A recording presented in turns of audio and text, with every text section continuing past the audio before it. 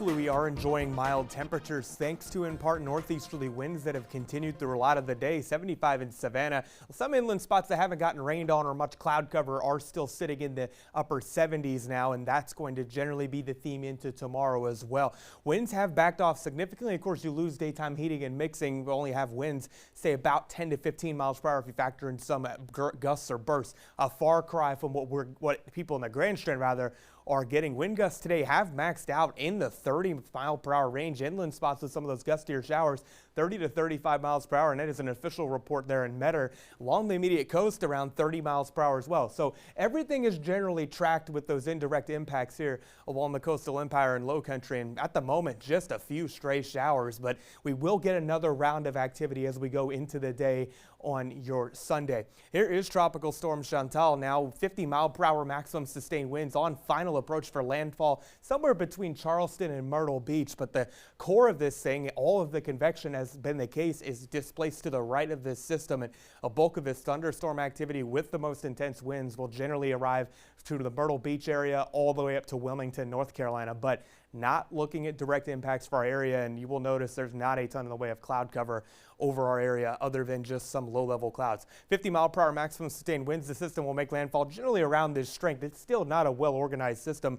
Gradually will weaken over portions of northeastern South Carolina and eastern North Carolina. But there are still tropical storm warnings for our coastal waters north of the Savannah River. This continues to about Surf City, North Carolina, and portions of the Grand Strand on land do have tropical storm warnings, as that's where the core of the system will come in and hit that area pretty hard here over the next few hours. Otherwise, though, conditions do tend to be pretty mundane in our area. To watch the core of this system comes ashore, generally going to wrap things up in the Myrtle Beach area by about 6, 7 a.m. For our area, though, you'll get some energy on the south side of this system. Combine that with our daytime heating. For what it's worth, I do believe this activity will come in at about 11 to noon. Get some of those showers in our area. That will push through, but the coverage is not going to amount to a whole lot either. And by the time you get into early Monday morning, things will improve. Now, that westerly breeze is going to do a few things on Monday. First of all, when you have a west wind here, and that southerly wind is going to be confined right to the immediate coast, that makes temperatures hot. It will be in the mid-90s on Monday, and it's also going to pin the sea breeze right to the coast. And we do get showers and storms, but generally east of I-95 is where the best coverage will be. Still can't rule out those pop-up cells inland either, but coverage won't be scattered in nature at best, really. This activity will pulse inland and gradually wind down, of course, by the time you get there. Still looking at those peak wind gusts into the day tomorrow. This about 15 to 25 miles per hour west of I-95, 25 to 35 mile per hour winds, especially in our marine zones and along our beaches, do persist, and still can't rule out a ½ inch to an inch in some cells also with that rainfall.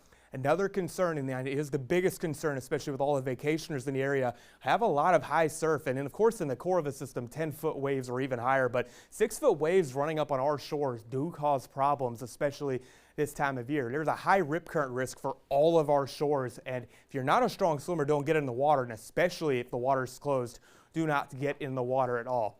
73 degrees tonight, breezy conditions for some of you. Otherwise, though, winds will be fairly light in nature. 20% coverage of showers does pick up to about 40% during the day tomorrow. Scattered showers and storms build in for the afternoon with daytime heating and a little bit of extra assistance from whatever is left of Chantal. The extended forecast does bring the heat into next week with mid-90s, especially for the early portions of the new week.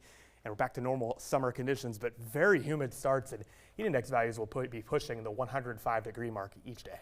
Humidity, you know I hate that.